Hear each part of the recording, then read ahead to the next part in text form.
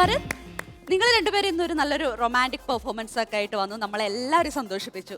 പക്ഷെ നമുക്കിന്ന് നമ്മുടെ ക്യാപ്റ്റൻസിന് ആ ഒരു ടാസ്ക് കൊടുക്കണ്ടേ? അവരുടെ ഒരു റൊമാൻറ്റിക് റൗണ്ട് നമുക്ക് കാണണ്ടേ? യെസ്, അനീഷിന്റെ ഒരു റൊമാൻറ്റിക് പെർഫോമൻസ് വരുമോ?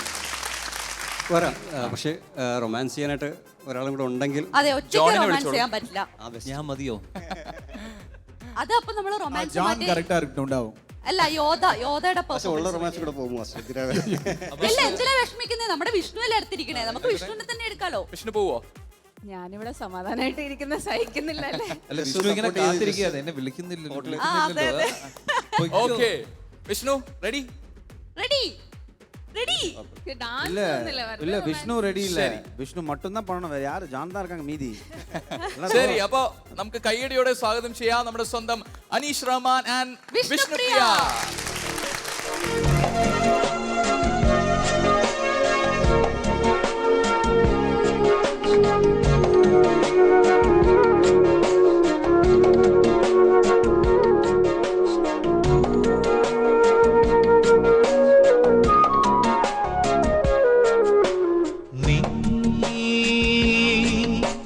മണിമുകിലാടകളാടിയുലഞ്ഞൊരു മിന്നൽ മിഴികളിലായിരം പരിഭവമൊഴുകിയ നീടത്തിങ്കൾ ചന്തം പേടിപ്പൂവിൻ നാണം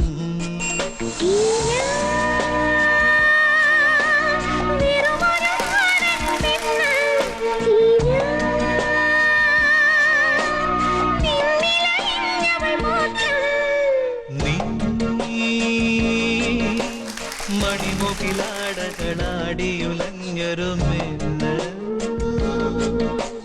മിഴികളിലായിരം പരിഭവമൊഴുകിയ മേടത്തിങ്കൾ ചന്തം വേളിപ്പൂവിൻ നാണം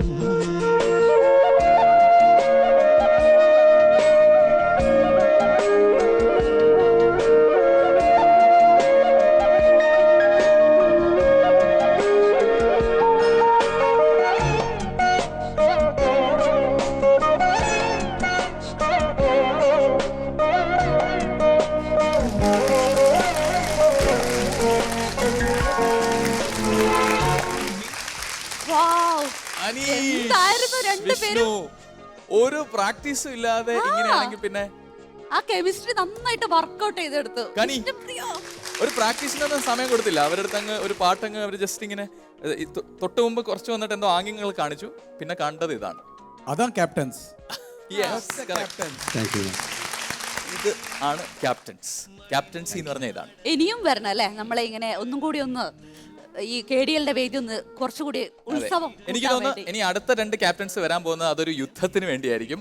ജോൺ ആൻഡ് വിഷ്ണുപ്രിയ, അതിനുവേണ്ടി കാത്തിരിക്കാം. Thank you.